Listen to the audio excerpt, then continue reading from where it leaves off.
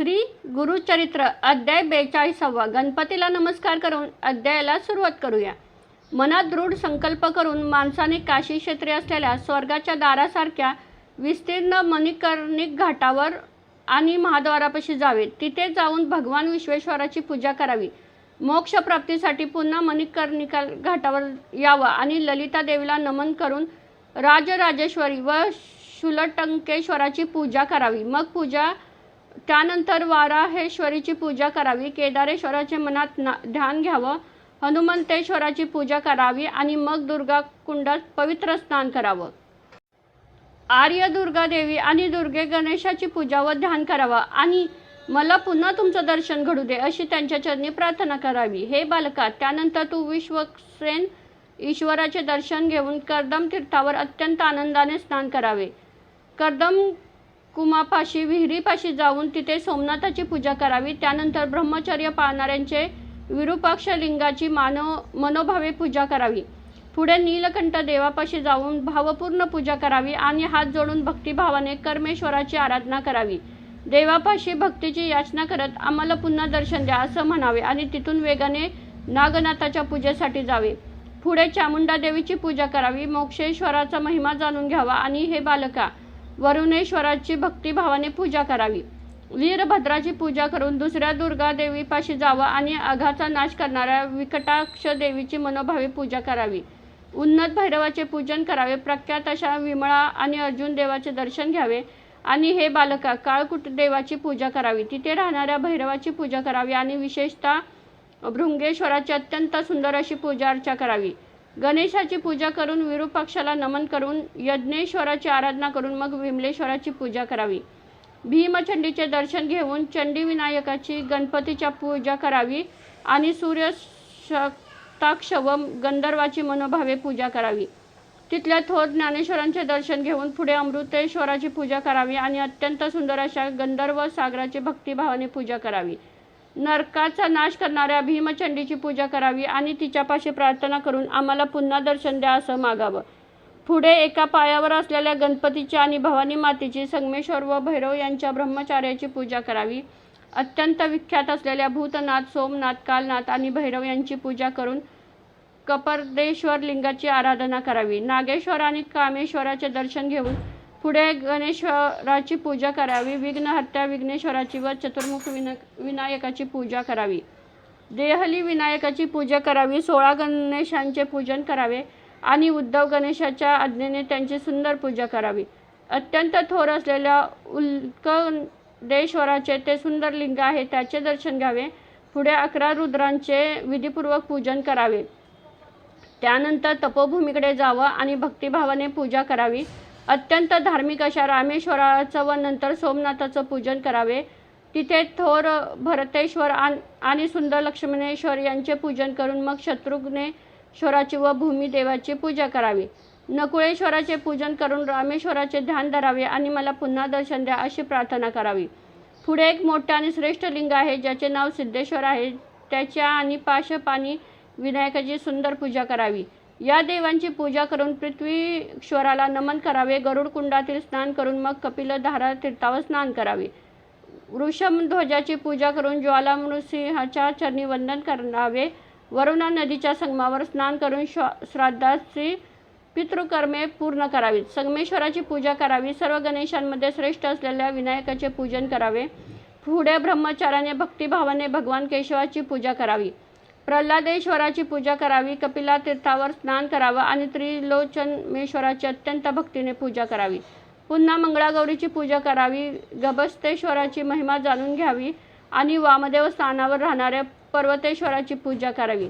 त्यानंतर मणिकर्णिक घाटावर जाऊन सिद्धिविनायकची पूजा करावी। समनेश्वराचे पूजन करून सर्व गणेशांची आराधना करावी। पुन्हा दर्शन द्या अशी प्रार्थना करावी। भगवान विष्णूंना नमन करावं। दंडपाणीची पूजा करावी आणि मग धुंडीराज गणेशाची चर्चा करावी। आनंद भैरव इत्यादी देवांची पूजा करून सूर्यदेवांना नमन करावे आणि एकाग्र मनाने मोदकप्रिय पंचविनायकांची पूजा करावी। मोक्ष देणाऱ्या लक्ष्मी विकासरूपी काशीपुरात भगवान विश्वेश्वराची पूजा करावी आणि त्याच्यानंतर लीन होऊन खालीलप्रमाणे मंत्र म्हणावा। हे विश्वाचे स्वामी, विश्वाचा आत्मा आणि काशीनाथ असणाऱ्या जगतप्रिय महादेवा, तुमचा जय जयकार असो. तुमच्या कृपेनेच माझी ही काशी क्षेत्राची पंचक्रोशी प्रदक्षिणा पूर्ण झाली आहे. माझ्या अनेक जन्मामध्ये माझ्याकडून नकळत जी पापे झाली असतील ती सर्व या काशीच्या पंचक्रोशी लिंगाच्या प्रदक्षिणेमुळे नष्ट झाली आहेत. असा मंत्र म्हणून मंत्र जपून पुढे शिवाचे ध्यान करावे. मुक्त मंडप इत्यादी ठिकाणी जाऊन देवांना साष्टांग वंदन करावं. तो तापसी ब्रह्मचार्याला म्हणाले, हे बालका, हे गुरुदासा, मी तुला काशी यात्रेचा आणखीन एक सुंदर प्रकार सांगतो. ते विचार करून तू ऐक. वस्त्रसहित स्नान करून पवित्र व्हावे. चक्र पुष्करणी तीर्थात स्नान करून देव आणि पितरांचे तर्पण करावे आणि ब्राह्मणांची पूजा करावी. मग तिथून निघून द्रुपदादीश्वराची पूजा करावी. दंपतेश्वराला नमन करून भगवान श्री विष्णूंची पूजन करावे. मग दंडपाणीला नमस्कार करून महेश्वराची पूजा करावी. तिथून निघून दुंडीराज गणेशाचे पूजन करावे. ज्ञानवापी तीर्थात स्नान करून नंदिकेश्वराची पूजा करावी. तारकेश्वराचे पूजन करून मग तू पुढे जावे. महाकाळेश्वराचे दर्शन घेऊन एकाग्र भावाने त्यांची पूजा करावी आणि दंडपाणी विनायकाची सुंदर पूजा करावी. हे बालका, मग विश्वेश्वराची सुंदर यात्रा करावी. तिथे असलेल्या ओंकारेश्वर या लिंगाची दररोज पूजा करावी. आता मी तुला शक्ती यात्रेचा विधी सांगतो, तो ऐक. शुक्ल पक्षातील तृतीयेला या 8 यात्रा कराव्यात. प्रेक्ष तीर्थाचे दर्शन घेऊन तिथे स्नान करून मुख्य अशी शक्ती देवीची भक्तिभावाने पूजा करावी. ज्येष्ठा वापी तीर्थात स्नान करून ज्येष्ठ गौरींची आनंदाने पूजा करावी. वापी तीर्थात स्नान दान करून शृंगार गौरी व सौभाग्य गौरीची पूजा करावी.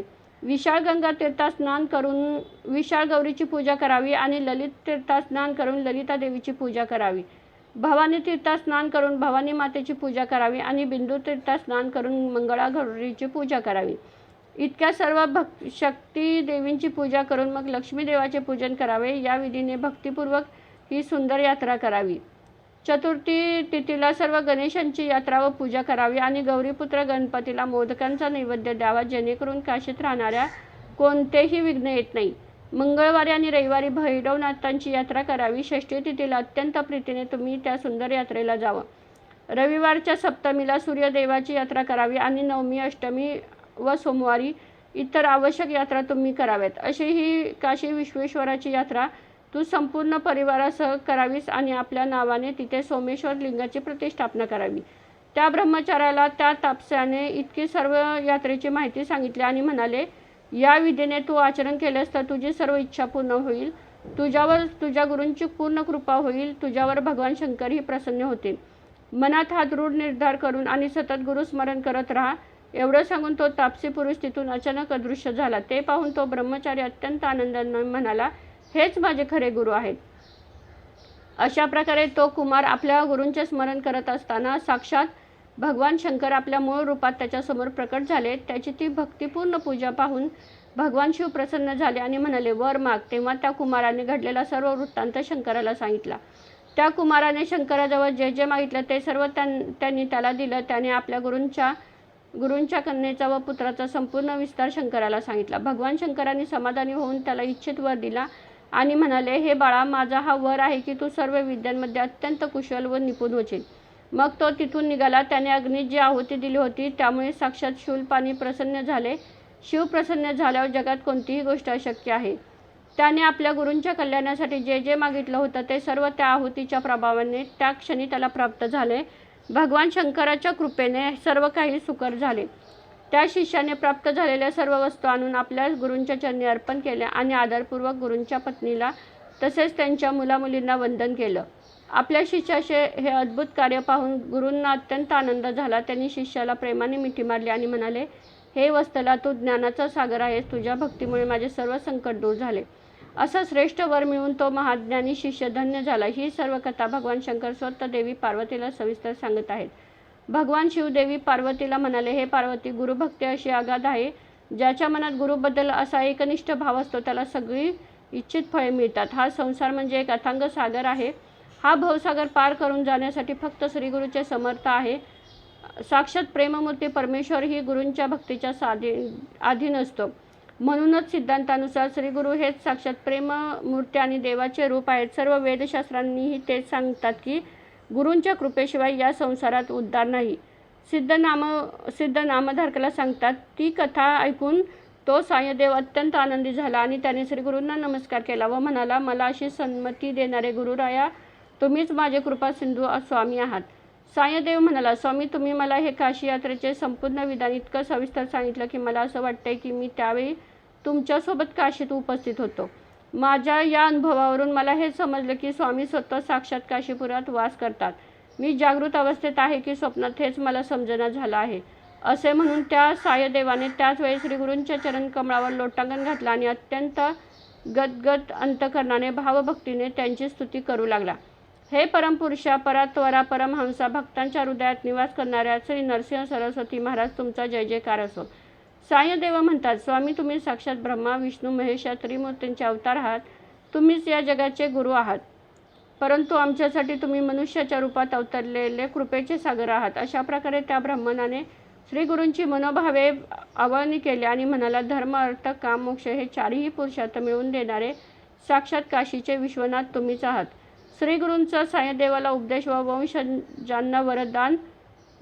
श्रीगुरू सायदेवांना म्हणतात, हे सायदेवा, साक्षात काशीपुरी तुझ्याच पाशी आहे. मी तुला हा काशीचा जो दृष्टांत दाखवला आहे त्यामुळे तुझ्या पुढील 21 पिढ्यांचं काशी यात्रेचं संपूर्ण पुण्य लाभेल. तू आमचा अत्यंत जिव्हाळ्याचा आणि खरा भक्त आहेस म्हणून मी तुला हा अद्भुत दृष्टांत सांगितला. तू आता इतर कुठेही न जाता आमच्यापाशी राहून आमची सेवा कर. जर तू आमच्यापाशी राहणार असशील तर इथून पुढे त्या परकीय अधर्मी राजांची चाकरी किंवा त्यांना वंदन करू नकोस. तू तुझ्या पत्नीला आणि मुलांना इथेच बोलावून घे आणि त्यांची आमच्याशी भेट घडव.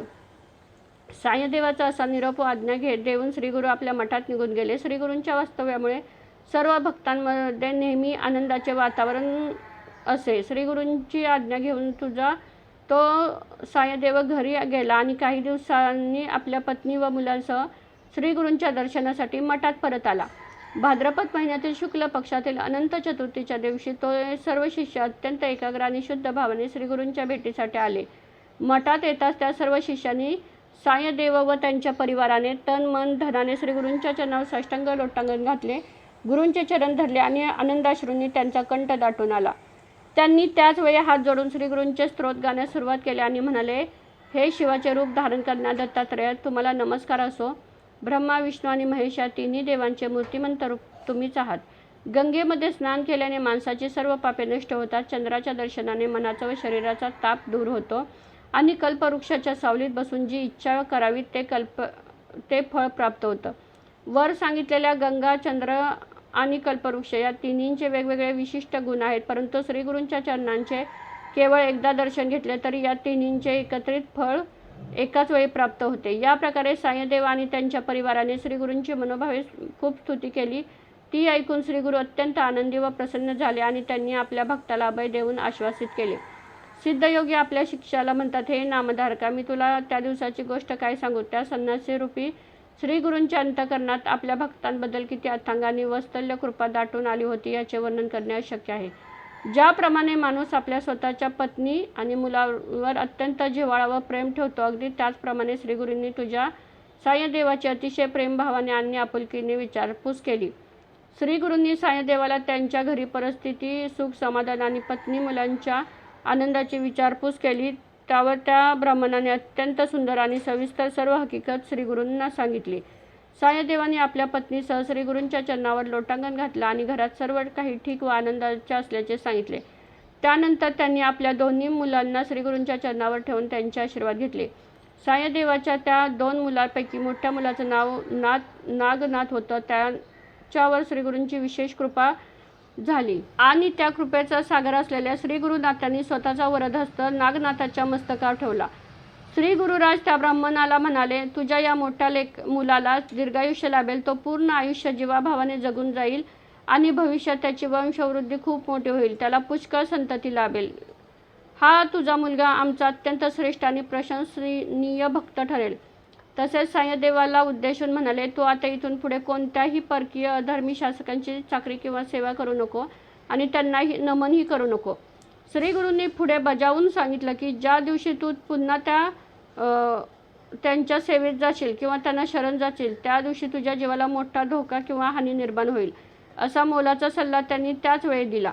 त्यानंतर श्रीगुरूंनी सायदेवाला सांगितलं, तुम्ही आता विलंब त्वरित नदीच्या संगमावर जा आणि तिथं पवित्र स्नान उरकून लवकरात लवकर परत या. सिद्ध नामधारकांना सांगतात की त्या विशिष्ट दिवशी गावातील सर्व लोक अनंत व्रताची भगवान विष्णूंची पूजा करत होते. तसेच ते सर्व लोक श्रीगुरूंच्या मठात यायचे आणि त्यांची मनोभावे पूजा अर्चा करत होते. श्रीगुरूंची आज्ञा मानून सायदेव आपल्या मुलासह, मित्रासह आणि पत्नीसह पवित्र गंगा संगमावर गेले आणि त्यांनी तिथे शास्त्रोक्त व विधीपूर्वक स्नान केले. तो दिवस भाद्रपद महिन्यातील अनंत चतुर्थीचा होता. स्नान उरकून आल्यानंतर सर्व ब्राह्मणांनी मिळून तेथे भगवान अनंताची विधिवत पूजा केली आणि एकमेकांचा आदर सत्कार केला. असे म्हणतात, सायदेवांनी श्रीगुरूंना अत्यंत लीनतेने नमस्कार केला आणि भावविश होऊन म्हणाले, हे गुरुराया, आमचा साक्षात भगवान अनंत तुम्हीच आहात. तुमच्या चरणांची सेवा करणे हेच आमचं परमव्रत आहे. सायदेवांना नमस्कार केला असता श्रीगुरूंनी त्यांना त्या अनंत व्रताचे महत्त्व सांगायला सुरुवात केली. पूर्वीच्या काळी महान कौंडिक ऋषींनी हे अत्यंत प्रख्यात आणि महिमा असलेलं अनंत व्रत केलं होतं. जेव्हा स्वामी त्या व्रताचा महिमा सांगत होते तेव्हा सायदेव अत्यंत उत्सुकतेने म्हणाले, हे महाराजा, या एवढ्या मोठ्या प्रख्यात व्रताचा आरंभ कसा झाला आणि त्याचा इतिहास काय आहे, ती कथा मला अगदी सुरुवातीपासून शेवटपर्यंत सविस्तर सांगा. सायदेव पुढे विचारतात, हे स्वामी, हे व्रत नेमकं कसं आचरावं? पूर्वी हे कोणी केलं होतं? हे व्रत केल्याने कोणतं पुण्य मिळतं आणि माणसाला त्याचा प्रत्यक्ष काय लाभ होतो? माझ्या मनातील सर्व प्रश्न आणि साखळे दूर करून मला मार्गदर्शन करावे. जेव्हा त्या सायदेवांनी अशी अत्यंत आदरपूर्वक विनंती केली तेव्हा श्रीगुरुनाथ अत्यंत समाधानी आणि आनंदी झाले. सिद्धयोगी नामधारकाला म्हणतात. त्यानंतर श्रीगुरूंनी सायदेवाला त्या अनंत व्रताची संपूर्ण कथा सविस्तरपणे सांगण्याची सुरुवात केली. हा ग्रंथ याच ठिकाणी समाप्त होत आहे. श्री गुरुदेव दत्त.